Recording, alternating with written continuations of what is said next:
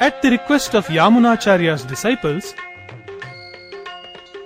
Ramanujacharya went to Sri Ranga and assumed the administration of the Sri Ranga temple and the mutt. Religious routine flowed smoothly. The reforms introduced by Ramanujacharya augmented the revenue of the temple and reduced the income of the old officials. They were simmering with rage and hatred. They did not even hesitate to attempt to poison the Acharya. Undu madahadittan Odada dolvaliyan Nandagopalan marumagale Nappennai Gandang kamadang kurali Kadediravai. The Parupattedar tried to serve poisoned food at the ritual collection of alms.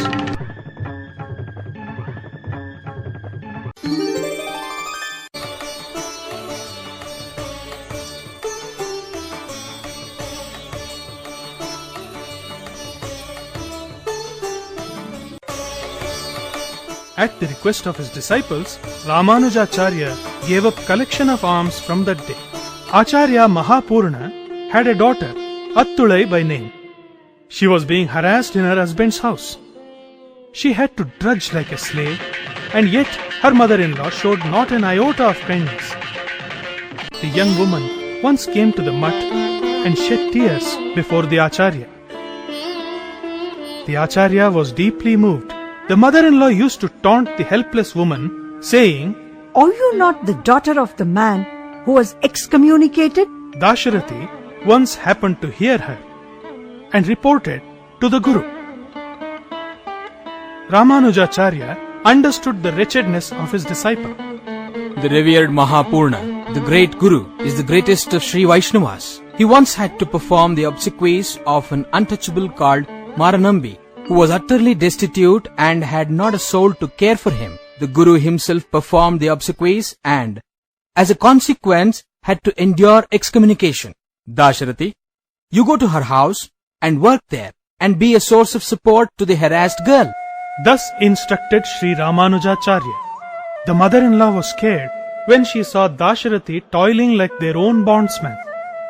Wisdom now dawned on her. The family was happy. One day, having rendered services to Sri Ranganatha, Ramanujacharya was on his way back to the mutt. He saw a group of children playing a game of divine worship. The Acharya went into a trance. The children had made a chariot using such things as tin foil, a seal with wide holes, and twigs. A broken idol was seated in the chariot. The children had offered flowers without fragrance which had fallen by the roadside, and as Naivedya to the Lord, they had piled up a few pebbles. A broken tile piece served as halagarthi. Prasada, or the offering to the Lord, was distributed after the ceremonial worship.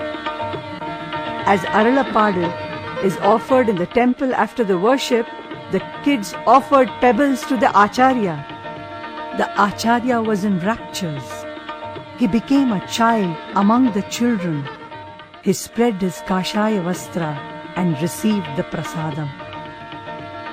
What is this, revered sir? They are after all mere kids. You are a great Muni.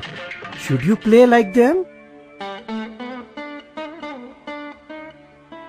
You read the Prabandhas from end to end, but you have not grasped its true import. Those who dance about crying aloud, Govinda, Narayana, are not mad. True, these kids are playing a game, but it is the game of divine worship. We are undoubtedly in the presence of God. Why should we not feel a sense of fulfillment like these kids? In this manner, the Acharya enlightened his disciples about the nature of worship. To Sri Ramanujacharya, Lord Vishnu was immanent in the universe.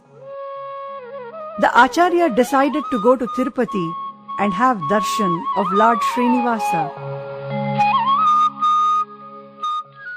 He reached the holy place. He offered worship to the Almighty and stayed for a day at the foot of the hills. The hills are another form of Adishesha, and so the Acharya did not wish to touch them with his feet. He stayed in the town below and recited the holy name of the Lord. Sri Shailapurna, who was on the hills, heard about it. He raced to where the Acharya was climbing the hill on his knees and requested him to come to the temple and have a darshan of Lord Srinivasa. The Acharya went to the temple and gave a discourse on Vedanta Sangraha and earned the grace of the Lord.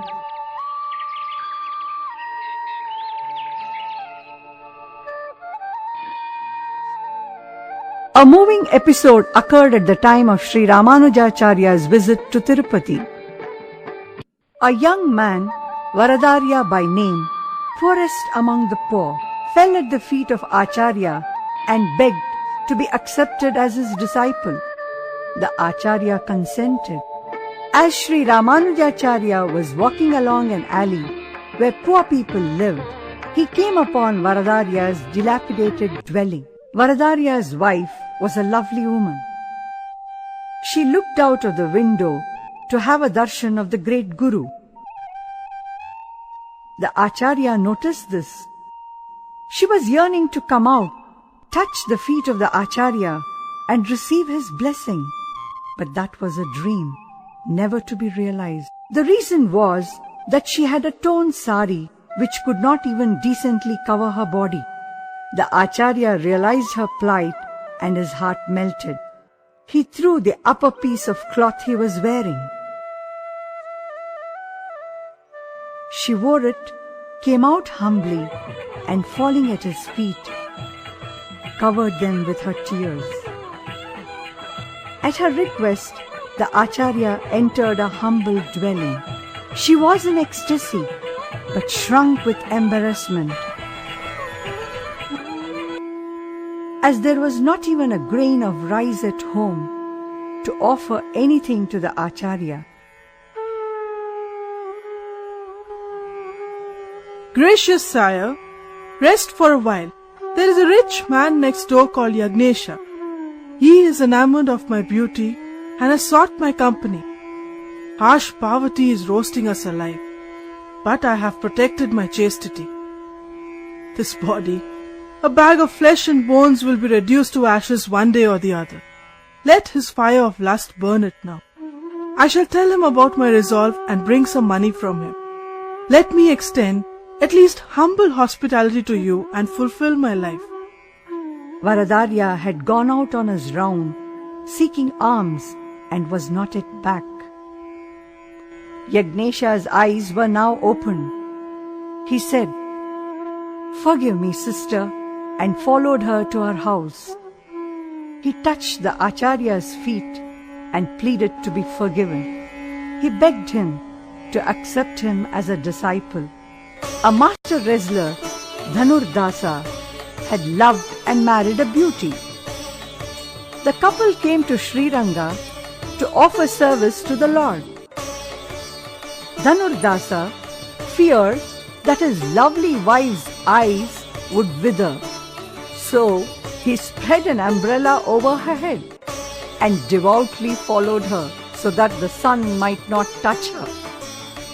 The sight brought a smile to the Acharya's lips. My dear man, why are you holding the umbrella over her? There are no eyes in the world to match these eyes, and I am holding the umbrella so that they may not wither. If I show you eyes far lovelier than these, will you give up this infatuation? I will certainly give up this infatuation and become a slave of the eyes you show. The Acharya took Dhanurdasa to the temple. The Nanda Deepa, or the ever-bright light, had illuminated the sanctum sanctorum. The decoration with flowers was spellbinding. The air was charged with the fragrance of incense. conch and gong sounded sweetly. Devotees were singing melodiously. பரியனாகி வந்த அவுடனுடல் கேண்ட அமரற்கரிய ஆதிப்பிரான் அரங்கத்தமலன் முகத்தே கரியவாலை புடைபரந்து மிளிர்ந்து செவ்வரியோடி நீண்ட அப்பெரியவாய கண்கள் என்னை பேரமை செய்தனவே. Oh Lord, grant that Dhanurdasa may have a sight of your entrancing eyes. Let him have sight of your eyes, and so bless him. At once, the Lord graciously permitted a sight of his enchanting eyes. In a moment, Dhanurdasa felt as if he had a rebirth. He felt he was immersed in an ocean of indescribable bliss and, unable to speak, fell at the master's feet. He became the most devoted disciple of the Acharya, and the Acharya also was very affectionate towards him. Often, after he had his bath in the river, he used to lean on Dhanurdasa's shoulder on his way back. Some disciples could not reconcile themselves to this practice. They used to say to one another, "If he so wishes, let him hold this untouchable's hand when he goes to the river. But how can he touch him after his holy bath?" The Acharya came to know of this. He decided upon a plan and called Dasharathi. When all these disciples are fast asleep, tear off a bit from the washed cloth which they have left to dry. The next morning, the disciples discovered that the clothes of every one of them were torn. They started blaming one another loudly and were at each other's throats. The Acharya called all of them and said, Calm down, all of you. I have to make inquiries of Dhanurdasa. I'll ask him to stay back tonight. I want all of you to go to his house, and when his wife is fast asleep, remove all her jewels and bring them. So he commanded. The disciples imagined that something dreadful was in for Dhanurdasa and were delighted. That night, when they entered Dhanurdasa's house, they found his wife asleep. They approached her stealthily and removed whatever jewels they could lay hands upon and fled. They placed jewels before the Guru. Ramanuja asked Dhanurdasa to go home and then said to his disciples, Now, go again to Dhanurdasa's house, carefully listen to the conversation between husband and wife. Come back and tell me. The disciples went to Dhanurdasa's house. They sat under the window and listened to the couple's conversation, and they were all ears. Kanakagi, I don't see some of the jewels you used to wear. Where are they? Perhaps the disciples feared that I am too attached to my dresses and jewels. Some of the Acharya's disciples broke into the house last night to test me. They removed whatever jewels they could lay their hands upon, one after another. I allowed them, but they thought I had woken up, and so they ran away. Poor fellows.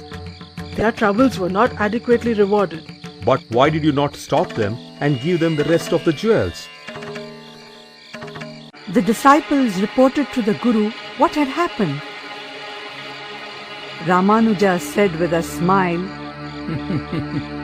Do you understand now? Kanakangi was born in a low caste, but dress and jewels did not tempt her. But you have studied the Vedas. You kicked up a huge row just because your old clothes were torn. The disciples hung their heads in shame. Ramanuja wished to keep his promise to Yamunacharya and prepare Vyasa Sutras. But he needed one source book, the Bodhayana Sutra. It was available only in the palace library in Kashmir.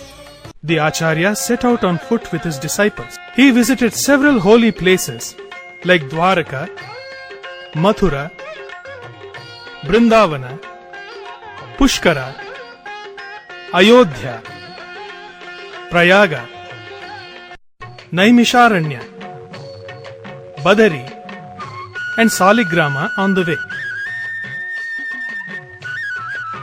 The journey to Kashmir took some 6 to 8 years. The Acharya graced the palace and met the king. He told him the object of his visit. The king asked the officer in charge of the library to bring the work immediately and submit it to the Acharya. But the scholars of the court were apprehensive. They said to the king, "Your Highness, it is a very precious work. Once it is lost, it cannot be replaced. The Acharya can peruse the work here and write his work later." The king looked meaningfully at the Acharya. How can the study of this much be completed in one day? So the Acharya was worried. The study of the first half of the tome took a whole day. He was pondering over what he was to do. The work had to be returned, but he had not been able to touch the second half. Then Kuresha spoke to him. Venerable sir, there is no reason for worry. I studied the second half of the works while you were reading the first half, and I read the first half when you were resting. Now I have the entire work by heart. Kuresha was an Ekasandigrahi. He could grasp a work at the very first reading. The Acharya embraced with tears of joy the disciple who had rendered such inestimable service. The king too was happy that the problem had found such a satisfactory solution. He presented to the Acharya the gold idol of Lord Hayagriva, which was by the side of goddess Sharada. May your great mission be achieved by the blessings of protecting deity of Kashmir. The king prostrated before the Acharya. With the assistance of Kuresha, the Acharya wrote a commentary on Vyasa Sutra and became famous as the Bhashyakara. Thereafter, he composed 3 works, the Vedanta Sara, the Vedanta Deepa, and the Vedanta Sangraha. These works propound the Sadhya Sadhana. In order to explain these works, he composed the Sri Bhashya. He explained at length the power and greatness of unwavering devotion to the lotus feet of Sri Narayana. He also composed Nitya Grantha, setting out the manner of worshipping the Lord. His Gadyatraya expounds the Prapati concept in even simpler language. Kulotunga Chola, the ruler of the Chola dynasty, hated the very name of Vishnu, and so the ever-growing luster of Ramanujacharya made him furious. The evil thought occurred to him that he should murder the Sri Vaishnava pontiff and flaunt the glory of the Shaiva religion. He ordered his soldiers to arrest the Acharya at once and bring him to the palace. The soldiers surrounded the mutt. The Acharya should immediately come out of the mutt. Such is the edict of the king, they announced. The Acharya was not in the mutt at that time. He had gone to the river for his bath. Kuresha, Dasharathi, and the other disciples were engaged in the routine of the day. Kuresha was not daunted by what had happened. Kuresha assembled the disciples and said to Dasharathi, Dasharathi, set out at once for the Hoysala kingdom. I shall ensure that the Acharya reaches there safely. Take courage. Kuresha decided to rescue the Acharya. He bowed in his mind to the holy feet of the Acharya and then put on the Acharya's clothes. He made sure the holy marks on his body were clear and in place. You are the very reflection of great Guru. No one can have the slightest suspicion. Stuff the vessel with my clothes. Report to our Guru all that happened here. Do not worry. We shall take care of everything. Srimate Ramanujaya Namaha. I shall leave now. How's this? All this while, you were a pillar of strength to me. Why has your face lost its luster? I dread to think what will happen if the truth is discovered in the royal court. The wise have said, the Guru is Parabrahma himself. And to me, it is a literal truth. The Acharya, holiest of the holy, bestowed education on me. He showed us the path of realizing God. He wished to fulfill the desire of Sri Yamunacharya and named our sons after Vyasa and Parashara and blessed them. Is it not our duty to ensure that no harm befalls our most venerable master? To save him is to save the Sri Vaishnava religion. Do not lose heart. The Lord is with us. With these words, Kuresha, now dressed in the religious robes, emerged from the mutt. Mahapurna also accompanied him. Yelling with arrogance, the soldiers surrounded them and took them to the king's presence. The Acharya read the letter that a junior disciple brought. He opened it, praising within himself Kuresha's devotion to his Guru and his readiness to make any sacrifice. Devastating news waited him. Kuresha's disguise was discovered. The beastly Chola ruler subjected the two to indescribable torture and ordered that the two should be blinded. Kuresha did not want his eyes, which had beheld the Acharya, should be touched by the wicked soldiers, so he plucked them out with his own hand. Unable to bear the agony, Mahapurna ascended to heaven. The Acharya swooned with grief. Tears streamed from his eyes. His voice choked with grief as he tried to speak. Following the suggestion in the letter, the Acharya left for the Hoysala kingdom with his disciples. The sun that set in the Chola kingdom rose in the Hoysala kingdom. When he entered Karnataka, the touch of his feet sanctified the earth. He followed the course of the sacred Kaveri, and passing through Ramanathapura, he reached Saligrama, where he stayed for a few days. Saligrama was then the stronghold of Jainas. A man, Vatuganambi by name, became his disciple. From him, Ramanujacharya learnt the state of affairs in the Hoysala kingdom, that the ruler, Bittideva, was a devout person, and the queen Shantala Devi was a dancer of rare skill. The princess was possessed and was in a sad plight. He also learnt about the political happenings. Vatuganambi requested the Acharya to visit the capital Tondanur, and he complied. The royal couple had heard that the Acharya had freed the princess of Kanchi from the clutches of an evil spirit, and so they were happy that he had come to their capital. They brought the Acharya to the palace with royal honors. They touched his feet and begged him to relieve the princess' suffering. The moment the great Yeti sprinkled holy water on the princess, the evil spirit fled. Words could not describe the joy of the royal couple when they saw the princess rise with silvery laughter. The three prostrated before the Acharya. Bittideva became a disciple of the Acharya. He converted to the Sri Vaishnava religion. Ramanujacharya bestowed a new name on him, Vishnuvardhana, and he became celebrated by this name. The followers of the Jaina religion were envious of the reputation of the Acharya, which was spreading by leaps and bounds. That King Bittideva embraced the Sri Vaishnava religion was like adding fuel to the fire. They were determined to humiliate the Acharya in a debate and to win the king back to their fold. It was decided that disputations would be held in the divine presence of Narasimha Swami. The Acharya was seated behind a curtain at the main entrance, and the Jain champions were before it. The Acharya assumed his original form of Adishesha with 1,000 tongues and was ready for the debate.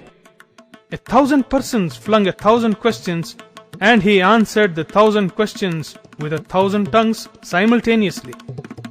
The adversaries were easily worsted in the debate. The Acharya magnanimously forgave them and accepted them as his disciples. Similarly, the Acharya silenced the Jains in Shravanabelagola and inducted into his fold those who sought protection.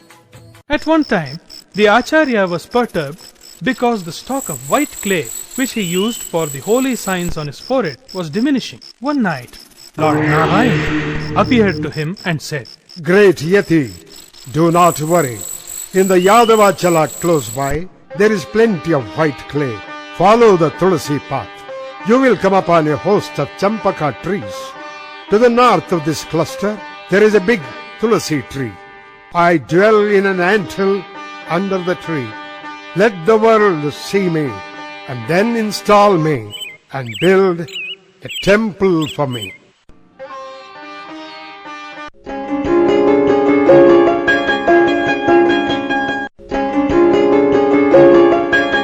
As the day dawned, he told his disciples about the vision. Together, they went to Yadavadri. The Acharya desired Vishnuvardhana to join them.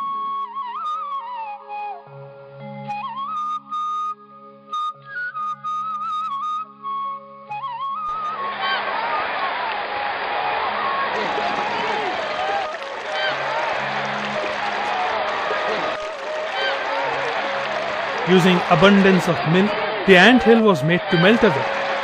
A light, not of this earth, was seen.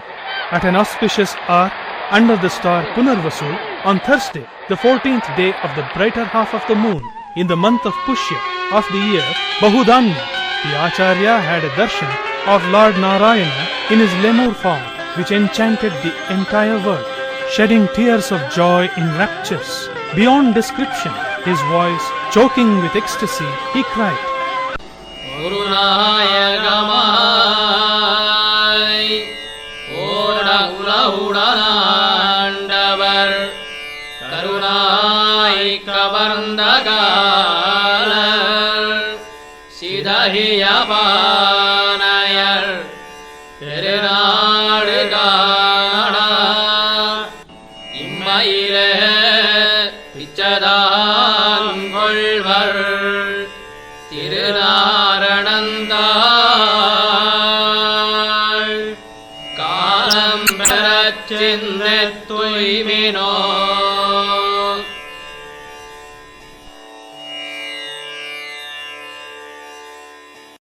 saw him who is of the color of the ocean, and he is mine. With the help of the untouchable cowherds who were grazing cattle, he made the anthill melt and brought the idol in great pomp into the town. The joyous shouts of the devotees, the sounds of kettle drums, and other auspicious musical instruments reached the skies. The Acharya himself gave a ritual bath in milk to the deity and offered ritualistic worship for 3 days. The Acharya had a sacred bath in the Veda Pushkarini, shed the white clothes which he had been wearing, and wore the Kashaya Vastra which was spread on the Paridhanashila. The lowest born who helped retrieve the principal idol from the anthill were honored. But the Acharya was troubled because there was no Utsava Murti, the idol to be worshipped at celebrations. He became immersed in meditation and surrendered himself at the feet of the Lord. Cheluva Narayana appeared to him once again in a dream. O great sage, my Utsava Murti, Ramapriya, is in the palace of the Sultan of Delhi. Go at once and bring him. The Acharya told the king about this. Sir, before you set out for Delhi, Lord Chennakeshava has to be installed in the temple at Belur. There are only 3 days for the ceremony.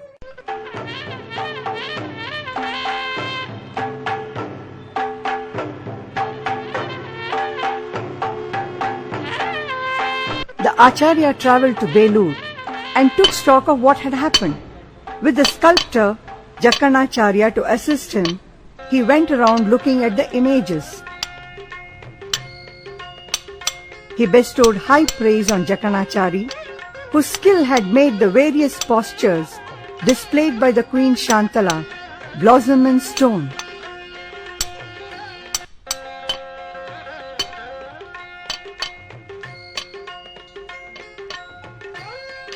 Jakkana, where is the idol of Chennakeshava? I was about to tell you, Gurudeva. My son Dankana says that the idol I have sculpted is not worthy of worship. He says there is water in the navel region and a frog has settled there. On what basis? The sandal pasted on the other part of the idol has dried, but it has remained wet around the navel. Carefully remove the layer on the navel. Let us see. No sooner was the stone covering raised than the water began to ooze, and a frog hopped out. Everyone was amazed. Acharya praised Dankana. Jakkana was crestfallen, but the Acharya comforted him, saying, "A father rejoices to be surpassed by his son," and cheered him up. Vishnuvardhana and Shantala Devi were unhappy because there was not enough time to make a new idol. But the Acharya said to them, "Do not worry, there is time until my return from Delhi." Sri Ramanujacharya set out with a limited retinue. He sent word with his disciples to the Sultan about his visit. The Sultan welcomed him with great pomp and respect and treated him with due hospitality. Respected sir, may I inquire about the purpose of your visit? I seek a Utsavamurti, Ramapriya. I understand that the idol is in your palace. I have come here to take Ramapriya with me. I shall show you all the idols I brought away at the time of my military expedition. If the idol you seek is among them, by all means, take it away. Pray, come with me.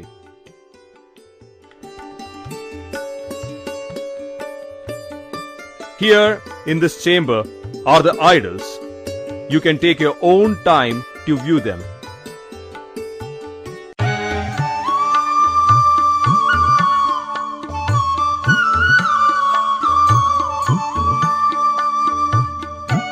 No, none of these is our Ramapriya. Show me any other idols you may have. No, there are no other idols. No, Sultan. My Ramapriya is here. I have no doubt about it. Well then, call your God. If you are a true devotee, let him come to you. Hardly able to speak because he was overwhelmed by emotions, the Acharya cried out to his dear Lord, Come, my treasure, the enchanting Ramapriya. Come, run up to me, my dearest Ramapriya. Come. In the chamber of the princess, there was a flash of lightning.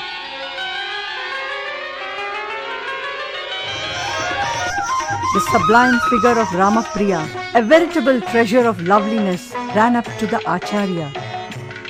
With his tiny bells ringing and climbed up to his knees. Dressed in rich yellow clothes, his face beautified by a musk mark on his forehead, Ramapriya was enthralling in his loveliness. Overcome by his emotions, the Acharya embraced him. The Sultan now realized that there was divine element in the Acharya. He prostrated to the Acharya. The Acharya prepared to leave. The princess, who was passionately in love with Ramapriya and used to engage in loving dialogues with him, was now heartbroken. Her world seemed to collapse around her. She declared that she could not bear to be separated from Ramapriya even for a moment. She mounted a horse and followed him. The Sultan was bewildered. He consulted his ministers and decided to send his daughter with the Acharya. He placed his request before the Acharya, who agreed.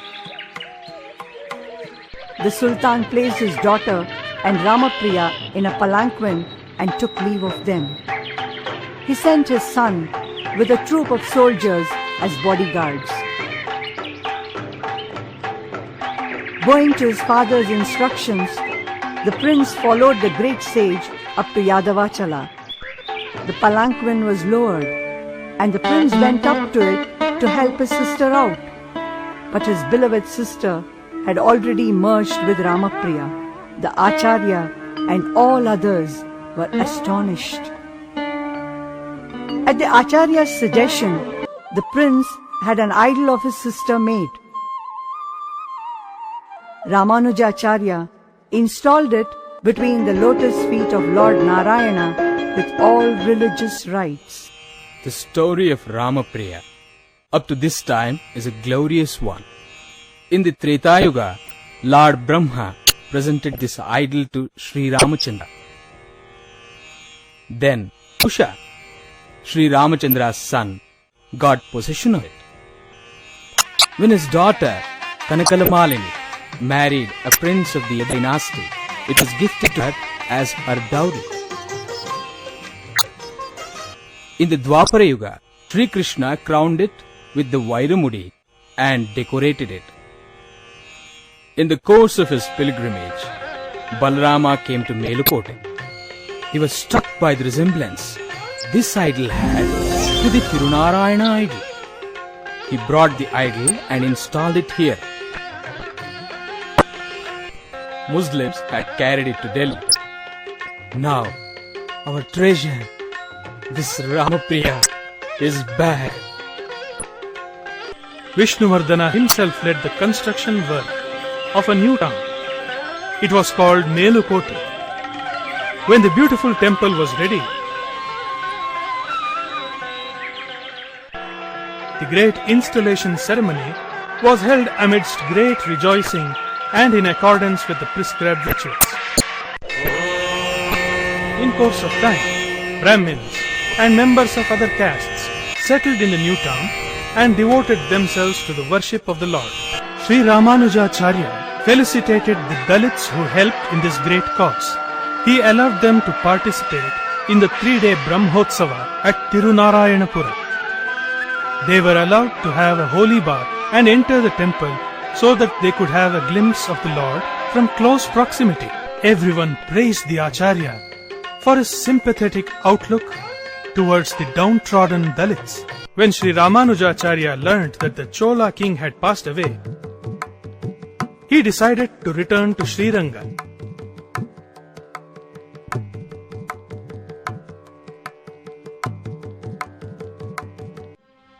The mentor and the disciples were reunited after many years.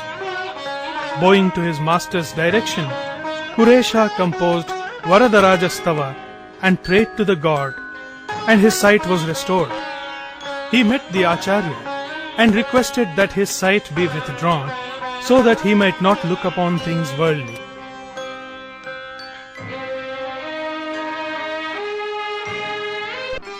The sage made his submission to the Lord. He ever obeys the wishes of his devotees. He decided to receive the service of the Acharya in the world hereafter and ordained that he be called to his immediate presence to serve in close proximity.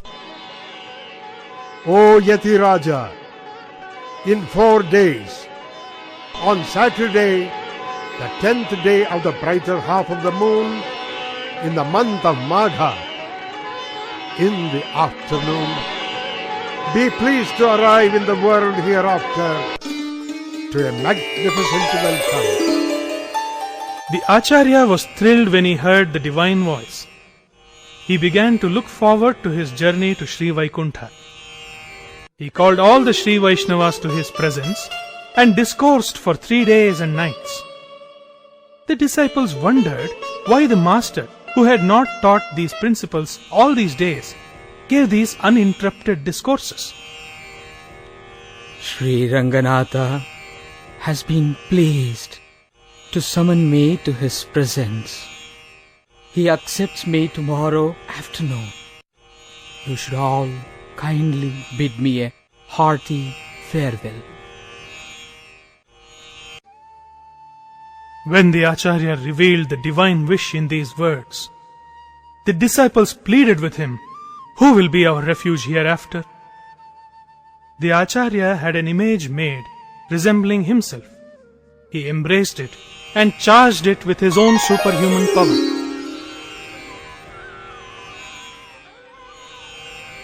Let this image receive the devotion you have shown to me and render your service.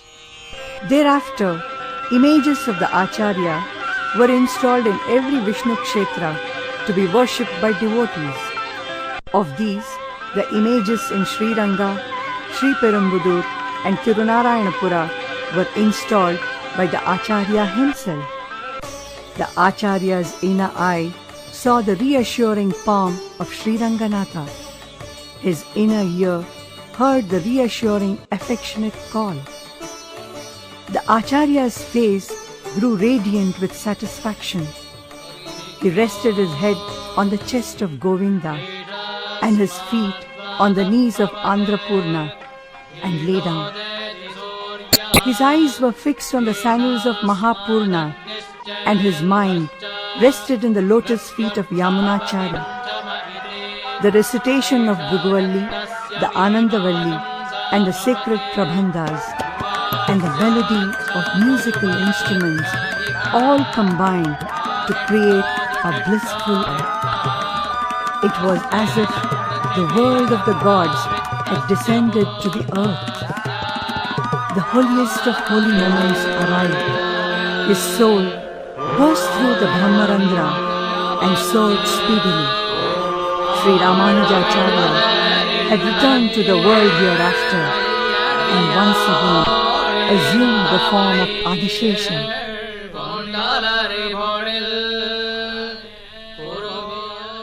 The life of Sri Ramanujacharya, who proclaimed that Vishnu pervades all Vedanta, was a holy light. He shed luster on the earth for as long as 120 years. For 60 years, Sri Ranga was his sacred seat. The centers he sanctified by his presence during the rest of his life are chiefly Kanchi, Sri Perumbudur, Melukote and some other places. This sacred master Ramanujacharya guided without distinctions of caste, sex and community all persons to the redeeming path of total surrender. He came to be known as the Prasanna Yatiraja, or the gracious king of ascetics, because he bestowed on all living beings self-confidence, zest for life, and spotless devotion. Sri Ramanujacharya was the foremost philosopher who sounded the trumpet of the universal man 1,000 years ago. The system of philosophy of which Ramanuja was the pioneer later became famous as Vishishtadvaita Darshana. The pioneers of this system were Sri Nathamuni, Sri Yamuna Muni and Sri Ramanuja Muni. This school of philosophy declares difference between Jivatman and Paramatman on one hand, and the difference between matter and Jivatman, Paramatman, on the other hand. All these three entities are real in this school. This school holds the duality text and the unity texts of the Shruti equally valid and works out harmony through the Ghataka Shrutis or coordinative texts and solves all apparent contradictions. All scriptural texts are taken in the primary sense alone, as the Upanishads declare that Paramatman is the internal self in all entities, both sentient and non-sentient. All other entities are the body of Paramatman. This body-soul relationship is a spiritual analogy and not physiological. Principle which supports, controls and uses for itself is the Atman, and that entity which is invariably supported, ruled over and used is the body. This body-soul relationship between the universe and Paramatman is the unique doctrine of this school. So when viewed from this point of view, Paramatman is the one and non-second reality characterized by the orders of the sentient and the non-sentient. There is a difference between the body and the Atman. All names signify in the primary sense Paramatman alone. So oneness of the ultimate reality and differences between Paramatman, Jivatman and matter are affirmed. As Paramatman is the internal self, all terms signify Paramatman characterized by the Jivatman, characterized by matter. This is the essential nature of this school. This school has opened the gateways of moksha to all people without any distinction of caste, creed or color, through the means of self-surrender or prapati at the holy feet of the Lord.